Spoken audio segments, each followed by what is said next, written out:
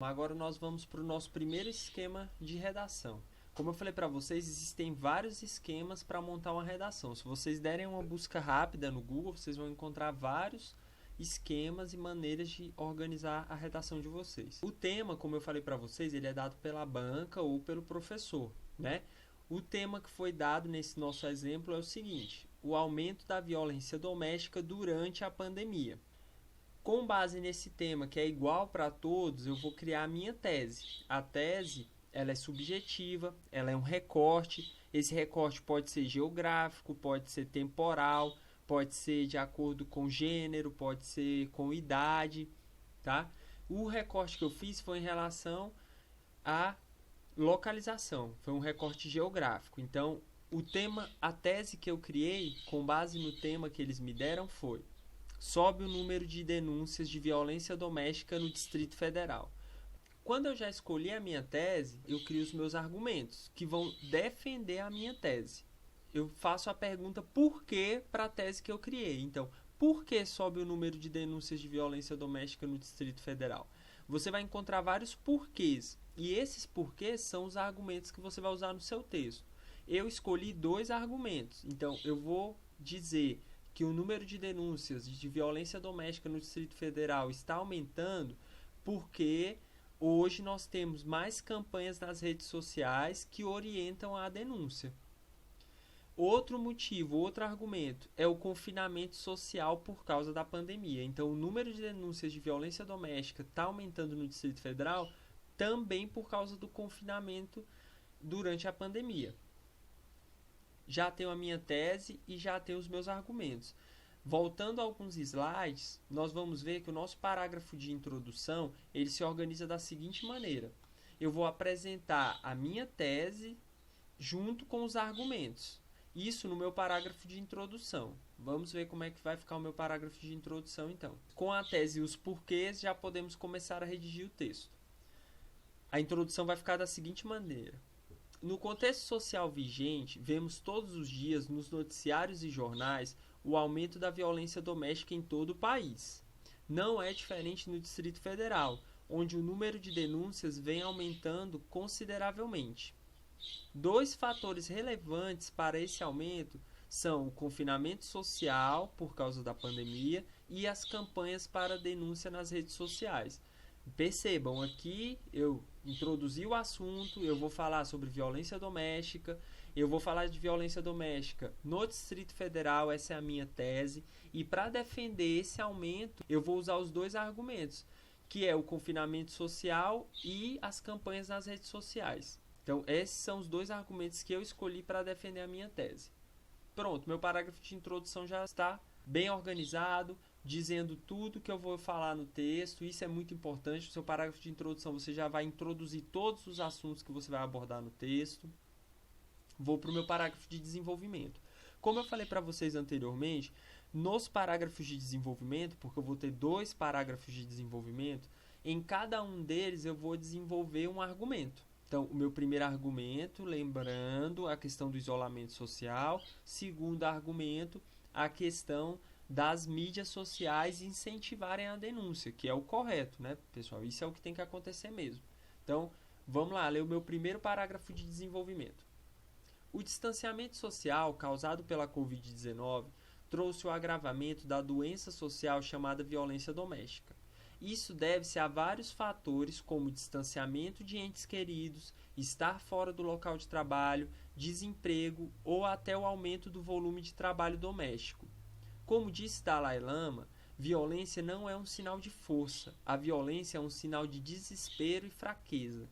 Em momentos de crise e medo, os seres humanos tendem a ficar mais violentos. Discuti o meu primeiro argumento, falei que está aumentando, por que está aumentando, por que as pessoas estão ficando mais tempo juntas, o que isso facilita no número de agressões, né? Porque as pessoas estão longe de entes queridos que podem denunciar também, e assim as pessoas se sentem mais à vontade para cometer certos tipos de crime, tá? Fiz uma citação. Então, no desenvolvimento é muito importante você buscar referências para fortalecer o teu pensamento, tá? para justificar, para validar o teu argumento. Então você vai ter vários argumentos. Se você trouxer uma posição de uma pessoa com maior conhecimento, mais reconhecida, lógico que o teu argumento ganha força. Então eu usei um argumento do Dalai Lama, né, que ele fala a respeito da violência, né, como ele vê a violência, e associei isso ao meu assunto. Segundo parágrafo de desenvolvimento. Então no primeiro eu falei da questão do isolamento social, agora eu vou falar do incentivo à denúncia que acontece nas redes sociais. Então, concomitante a isso, concomitante ao isolamento social, o uso das redes sociais se tornou o lazer, o lugar de informação e o trabalho de muitos brasilienses. E é lá que a maioria das vítimas se informam e buscam ajuda, com familiares, amigos ou pelo telefone 180 da Central de Atendimento à Mulher. A tecnologia vem ajudando mulheres e amigos a terem mais informações e sentirem-se seguros para denunciar casos de violência. Em decorrência disso, os números de denúncias têm aumentado consideravelmente. Então, falei a questão da violência novamente, né? Como essas mulheres podem denunciar, coloquei o telefone que essas mulheres podem usar para denunciar, informações importantes, e que elas podem se sentir seguras, né, através das redes sociais para fazer essas denúncias. Parágrafo de conclusão. Parágrafo de conclusão, eu vou explicar ele novamente para a gente ver o exemplo. Então, o parágrafo de conclusão, ele começa com uma expressão que dê a entender que você já vai concluir o assunto, tá? Então, uma chamada expressão conclusiva ou conjunção conclusiva, e ela vem reafirmar o que foi dito no texto, tá? Pondo fim a um comentário. O Enem pede que você responda as seguintes perguntas: quem, o que, como e para quê. Vamos ver como é que vai ficar isso no texto, na prática.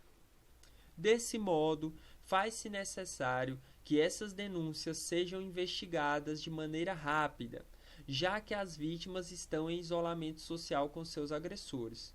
Compete à Polícia Militar, à Polícia Civil, ao Ministério Público, através dos meios legais, garantir a segurança dessas vítimas durante todo o processo. Cabe também à Secretaria de Desenvolvimento Social e de Estado da Mulher prestar assistência psicológica e financeira por meio de programas de governo, a fim de que essas mulheres e seus dependentes legais possam se reestruturar com o propósito de seguirem seus objetivos. Bom, agora eu vou ler novamente e nós vamos identificando as perguntas, né? Então, desse modo, faz-se necessário que essas denúncias sejam investigadas de maneira rápida, já que as vítimas estão em isolamento social com seus agressores. Então, o que, né? O que é preciso ser feito? Que essas denúncias sejam investigadas de maneira rápida. Quem vai fazer isso? Compete à Polícia Militar, à Polícia Civil e ao Ministério Público, através dos meios legais, garantir a segurança dessas vítimas durante todo o processo. Então, como que eles vão fazer isso? Através dos meios legais, garantindo a segurança dessas vítimas durante todo o processo. Mas a quem cabe? Cabe também à Secretaria de Desenvolvimento Social e de Estado da Mulher fazer o quê? Prestar assistência psicológica e financeira por meio dos programas de governo. Para quê, pessoal? Que todo mundo vai fazer isso? Para que essas mulheres e seus dependentes legais possam se reestruturar com o propósito de seguirem suas vidas e objetivos. Então, percebam aqui que eu fechei todos os assuntos, né?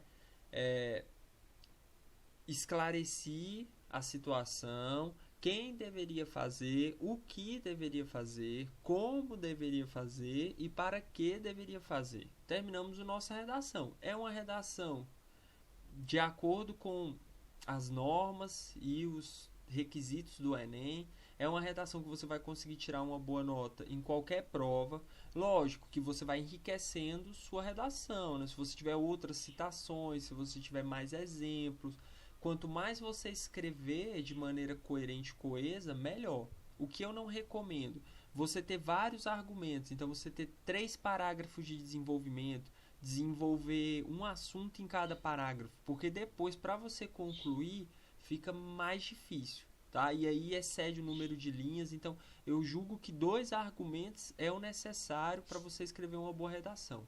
Então, pessoal, aqui vai um pouco do que você pode evitar na sua redação do Enem, tá? Então, noções confusas, você ir com uma linha de raciocínio em um parágrafo e no outro parágrafo inverter totalmente a sua linha de raciocínio, isso pode te atrapalhar muito, tá?